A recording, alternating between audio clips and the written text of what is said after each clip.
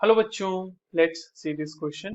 The electronic configuration of chromium is. हमारे पास चार अलग अलग ऑप्शंस में चार अलग अलग probable configurations, electronic configurations given है। तो चलिए इलेक्ट्रॉनिक कॉन्फ़िगरेशन ऑफ क्रोमियम हम देखते हैं। और सबसे पहले ये देख लेते हैं कि इस क्वेश्चन को सॉल्व करने के लिए हमारे पास कौन से की कॉन्सेप्ट का होना जरूरी है। अब देखिए, ये सवाल तो बहुत ही स्ट्रेट फॉरवर्ड है और ये इलेक्ट्रॉनिक कॉन्फ़िगरेशन का ही सवाल है। और उसमें भी अगर हम थोड़ा स्पेसिफिक होके बोलें तो ये इलेक्ट्रॉनिक कॉन्फ़िगरेशन किसके बारे में बात कर रहे हैं? Electronic configuration of D block elements.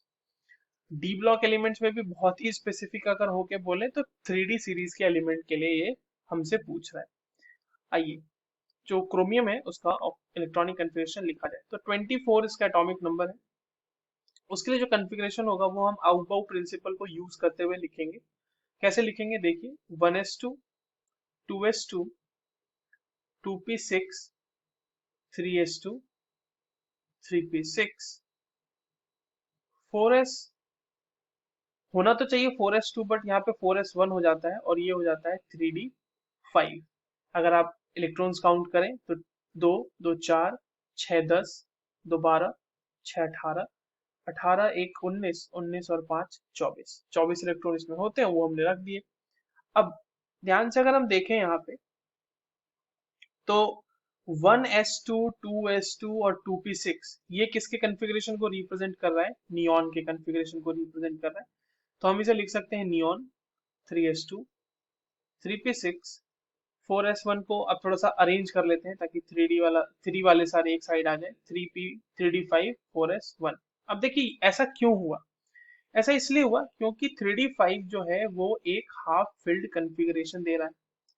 और हाफ फील्ड कॉन्फ़िगरेशन की वजह से इसके पास जो होगा वो ग्रेटर एक्सचेंज एनर्जी होगी। ग्रेटर अमाउंट भी बोल सकते हैं, greater amount of exchange energy, greater amount of exchange energy, जो कि इसे ज्यादा स्टेबिलिटी प्रोवाइड करेगा। Greater amount of exchange energy, hence it will have more stability.